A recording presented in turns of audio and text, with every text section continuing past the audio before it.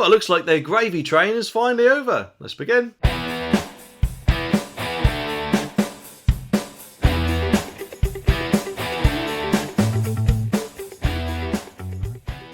The article says that food inflation is apparently starting to fall, Sainsbury's boss has said, as the retailer saw sales boosted by bank holidays and warmer weather.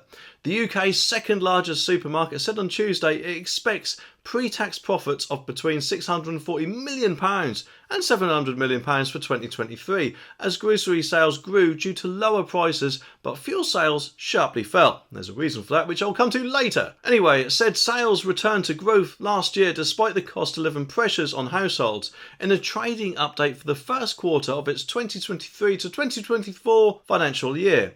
The 16 weeks up to June 24th. Grocery sales increased 11% in the period as the retailer said price reductions led customers to buy more. And as customers dealt with food and drink inflation, sales of lower cost ranges grew. More than £60 million was spent on price cuts across 120 essential items. Sainsbury's chief executive Simon Roberts said, and prices on top of the 100 selling products are now lower than what they were in March, he added. While Mr. Roberts said that food inflation was starting to fall, latest official figures have showed the rate of food inflation remained at a stubbornly high 18.3%, and the rest. But overall though, shop prices rose 8.4% over the year to June, a slowdown from the 9% recorded in the year up to May. Research from the British Retail Consortium and Retail Analysis Nielsen IQ showed. But not all corners of the business grew. Clothing sales were down 3.7% due to cooler weather, though sales strengthened when warmer weather arrived. Yes, because people need more clothes to cover their bits and bobs up, don't they? Fuel sales fell a steep 21.4% over the 16 weeks, which was far greater than the 2.8% drop in the final quarter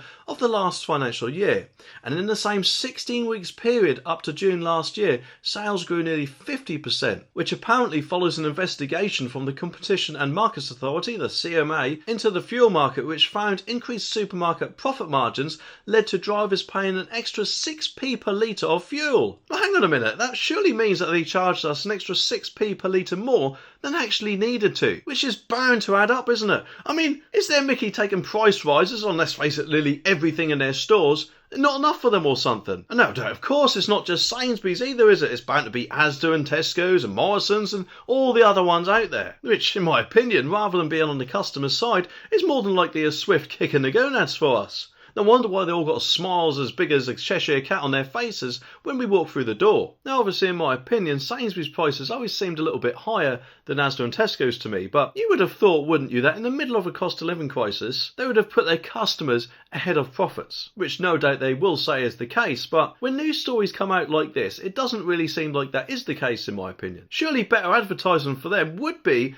to say, come to us, we got the cheapest fuel, and when you're here, why not just pop into our shop and buy one or two items, rather than, of course, presumably following all the other supermarkets with high fuel prices, higher than they needed to be, which in my opinion just goes to show what the supermarkets actually think of us. And of course, I don't know about you, but I think now that this has come out, all the supermarkets out there should at least do their customers a favour and take a little bit of a hit on the fuel price by dropping it about 10p or so per litre. But let's face it, there's probably about as much chance as that as me trying to get the remote control off my girlfriend. You would have thought though that they presumably would have known the extra profit they're getting from fuel, so at the very least they could have done some sort of Tesco's Club Card version of a fuel price reduction for those club card holders. I mean, they just love to ram that into our face, don't they? And yes, admittedly, obviously, you'd have to give them your details if you haven't got a club card, which, let's face it, they probably sell for advertising. But of course, they could have done one better, couldn't they? And actually passed the discount on to all of their customers without the need of making us sign up to one of their reward schemes. Either way, though, I'm certainly not happy about this, and personally do feel a little bit ripped off.